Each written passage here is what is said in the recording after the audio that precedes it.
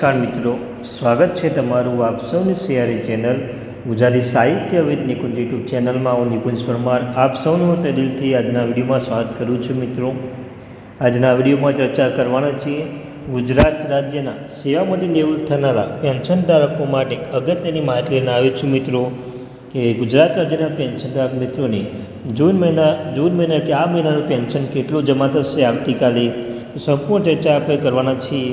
સેવાનિવૃત્ત પેન્શનો માટે આવતીકાલે જૂન 2026માં પેન્શન કેટલું જમા થશે એના વિશે આપણે વિસ્તૃતમાં ચર્ચા કરવાના છીએ.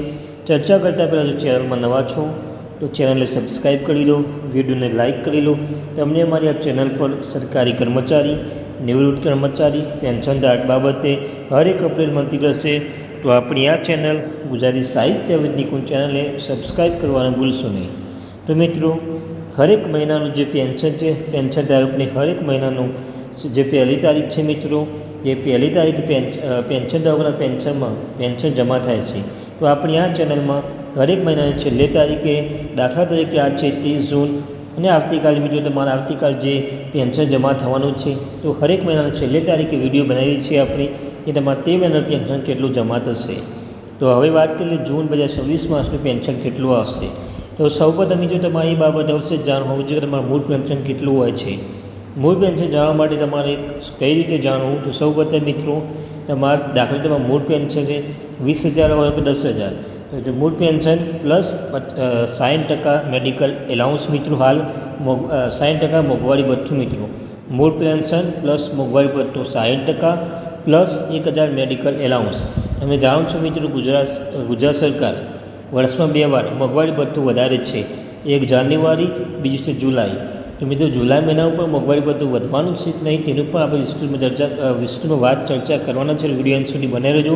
પહેલાં તો વાત કરીએ કે મોંઘવારી ભથ્થું તમે જાણો 60% છે, તો મૂળ પેન્શન પ્લસ મોંઘવારી ભથ્થું 60% પ્લસ 1,000 મેડિકલ એલાઉન્સ મિત્રો, આ તેનો તમે સરવાળો કરશો એ તમારું મૂળ પેન્શન આવશે. પરંતુ મિત્રો આમાં પણ તમારી કેટલી રકમો છે, જેમ કે જો તમારું પેન્શન આવકપાત્ર થતું હોય તો તે રકમ તમે બાદ કરવાની રહેશે મિત્રો. જો તમારી રકમ આવકપાત્ર થતી હોય તે પણ રકમ બાદ કરવાની રહેશે. ત્યારબાદ મિત્રો આનો જો તમને કહ્યું તેમ પહેલાં મૂળ પેન્શન પ્લસ 1,000 મોંઘવારી ભથ્થું 60% પ્લસ 1,000 મેડિકલ એલાઉન્સ, આ તેનો સરવાળો કરવાનો છે. તમે મેડિકલ એલાઉન્સ તેનો સરવાળો કર્યા બાદ તમારે જો તમારું પેન્શન કોમ્પિટિશન કપાની રકમ એટલે 15 વર્ષનો સમયગાળો છે, તો સમયગાળો જો તમારો અંદર આવતો હોય તે રકમ બાદ કરવાની રહેશે, અને આવકપાત્ર થતી હોય તે રકમ બાદ કરવાની રહેશે. આના પર જે સરવાળો આવશે માઇનસ કર્યા એ તમારું મૂળ પેન્શન ગણવામાં આવે છે મિત્રો. સ્પષ્ટ બાબત થઈ ગઈ.